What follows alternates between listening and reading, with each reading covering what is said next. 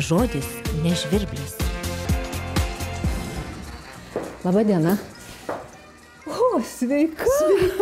Kaip netikėta. Net juokinga, nei tarėmės, nei ruošėmės ir vėl susitikom. O ko tu čia užsukai? Tikiuosi visi sveiki. Oi, ačiū Dievui, visi sveiki.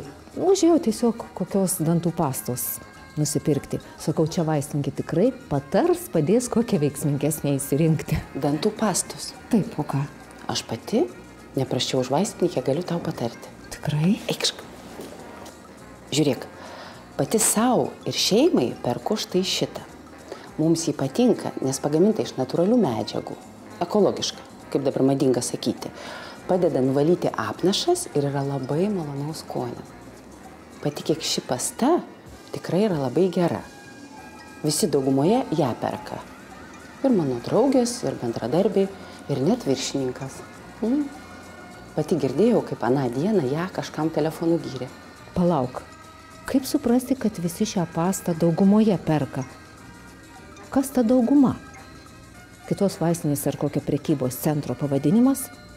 Tai aš čia šioje vaistinėje negalėsiu jos įsigyti? Reikės man žygiuoti į kažkokią daugumą? Na ką, tu žinoma, kad galėsi čia jos įsigyti. Aš norėjau pasakyti, kad visi daugiausia ją perka. Oi, draugė, kaip pasitaisiai man net akyse prašviesėjo. Ir niekur eiti nereikės. Ir tu dabar žinosi, kad veiksmo būdui ar laikui reikšti vietininkas nevartotinas. Taigi įsidėmėk, kad tavo kolegos, draugės ir net viršininkas perka ne daugumoje, o daugiausia. Dar galima sakyti, kad perka dažniausiai arba paprastai šitą pastą.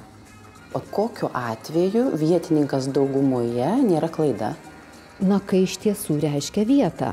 Pavyzdžiui, jeigu sakytum, kad daugumoje vaistinių galima nusipirkti ne tik vaistų, bet ir higienos priemonių.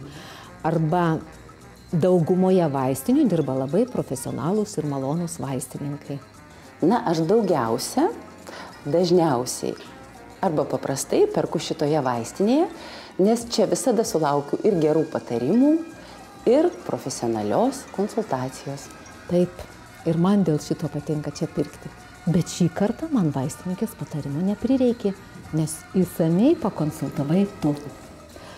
Taigi, imu aš tą pastą, kurią daugiausia visi perka, nežiūrėdama į tas pastas, kurias perka mažiausiai. Pirk, tikrai nepasigailėsi.